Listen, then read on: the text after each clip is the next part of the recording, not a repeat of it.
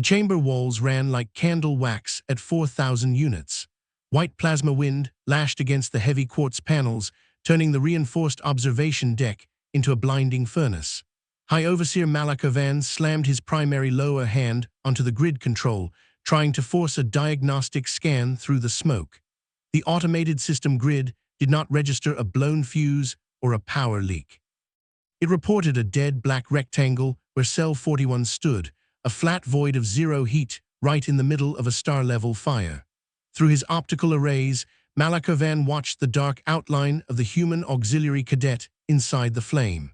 Yalen Vance did not scream, she did not activate a shield, and her skin did not turn to carbon. She simply tilted a scratched metal cylinder toward her mouth, drawing a warm liquid into her throat with slow, regular swallows.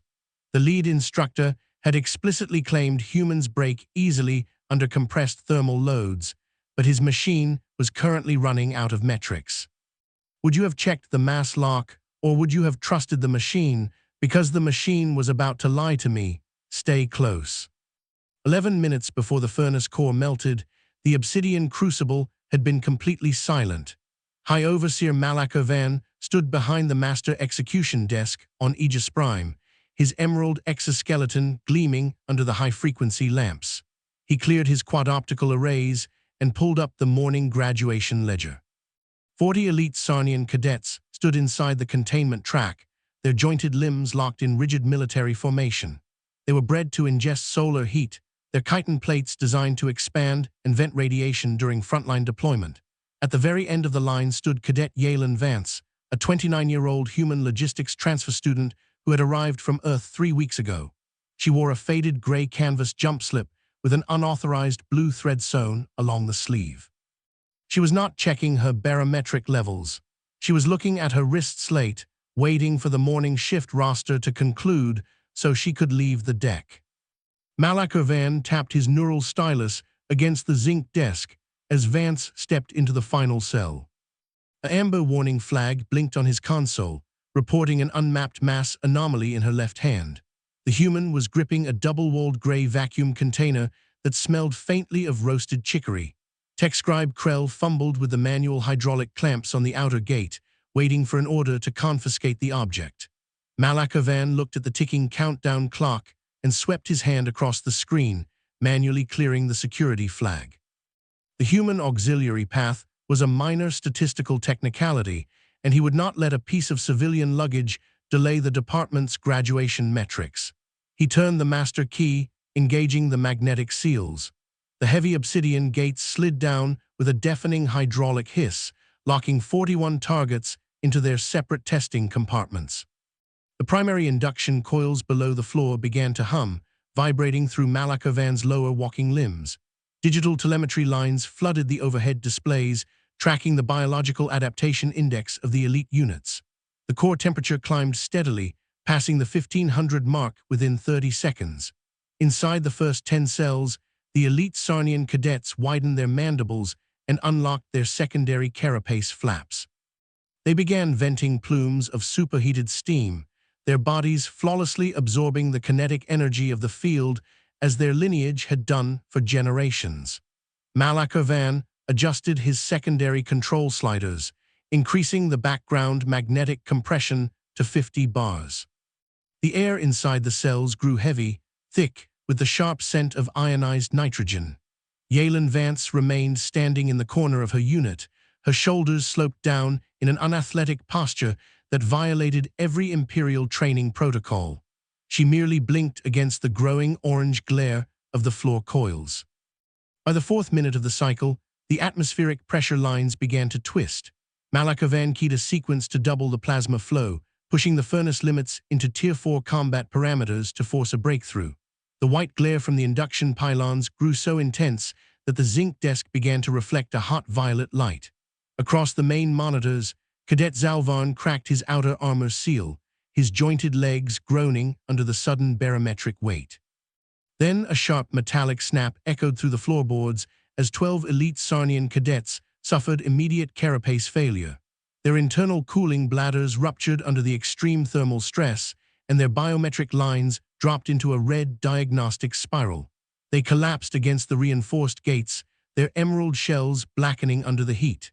Malakovan gripped his neural stylus until his chitin pinched.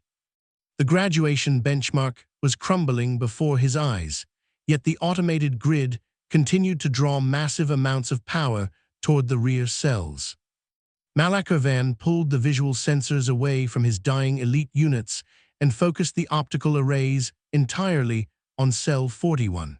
The display screen did not show white-hot plasma tracking across human flesh. The thermal imaging software had gone completely blind, registering an absolute negative coefficient where Yalen Vance was standing. The machine did not report a body temperature, an armor density, or a biological mass. It showed a freezing black rectangle that absorbed the surrounding energy without emitting a single watt of feedback. Malakovan wiped his quadoptics with a lower limb, his breath turning short and ragged as he stabbed the manual diagnostic override button 3 times. The system refused to clear the reading. The human was sitting down on a low metal structural pipe, her dense body shell completely grounding the electrical arcs that lashed against her boots. Through the viewing port, the human auxiliary lifted her gray vacuum container with her right hand. She did not look at the melting pylon behind her or the dying cadets in the adjacent tracks. She gripped the scratched titanium lid, twisting the cap open with a slow mechanical click that sounded incredibly loud over the comlinks. A thin wisp of steam drifted out of the flask, rising against the multi-million-watt plasma wash that filled the rest of the testing chamber. Vance poured a dark brown liquid into the small insulated container cap, her movements completely matching her daily routine at the freight docks. Malakovan watched her lips touch the rim of the cup. She took a slow sip, paused to swallow, and then looked down at her wrist slate to check the time remaining in the shift. The Sarnian elite line broke completely as the core touched the 4,000 mark. The internal support pillars began to warp, running down like soft grease under the fury of the solar wind arcs. Every remaining cadet in the track fell into a catatonic posture freeze, their multi-lensed eyes glazing over as their ancestral biology reached its absolute breaking point. Malakovan screamed a manual termination command into his comm slate, his primary hand striking the safety override plunge with enough force to crack his emerald knuckle plates. The emergency venting valves slammed open, releasing a massive cloud of liquid nitrogen that filled the chamber with a thick, deafening roar. The blinding glare died instantly, leaving the obsidian crucible in a heavy, smoke-filled darkness. The automated containment gates slid upward, their tracks groaning from the heat distortion. White fog rolled out across the observation deck, smelling of scorched metal and the sharp mineral bite of fried iron filters. High Overseer Malakovan dropped his neural stylus onto the zinc desk, his limbs trembling so violently he could barely maintain his balance behind the control console. 40 melted carapaces lay scattered across the charred tiles of the primary track, their achievements and lineages reduced to black carbon ash. Yalen Vance stepped through the broken magnetic gate of Cell 41, her gray canvas jumpslip completely dry, her skin completely unmarked by the star-level currents. She walked toward the center desk, holding her empty titanium cylinder in one hand and the cap in the other. The human cadet stopped 3 paces from the supervisor's station, her boots crunching slightly on the flaked floor tiles. She did not offer a military salute, and her face held no sign of triumph or pride. She simply pointed toward a heavy recycling bin tucked beneath the archival console. Vance asked where the waste canister went to dispose of her used container wrapping, her voice flat and bored in the heavy silence of the deck. Malakovan could only twitch his primary mandible, his optical arrays locking onto the cool gray metal of her flask. He pointed a shaking limb toward the bin without speaking a single word. Vance dropped the wrapper inside, screwed the titanium lid back onto her cylinder with a quick twist, and walked toward the exit corridor to catch the midday transport shuttle. The orbital platform's power grid slowly stabilized as the secondary backup generators kicked in, hummed for a moment, and then settled into a quiet baseline. High Overseer Malakovan sat alone at the master desk, looking at the pristine monitor screen before him. He pulled up the official database registry for production cycle DNA4 and moved his cursor over the final row of numbers. With a single manual keystroke, he erased the entire 11-second thermal log, reclassifying the human auxiliary cadet's file under a permanent zero visibility restriction.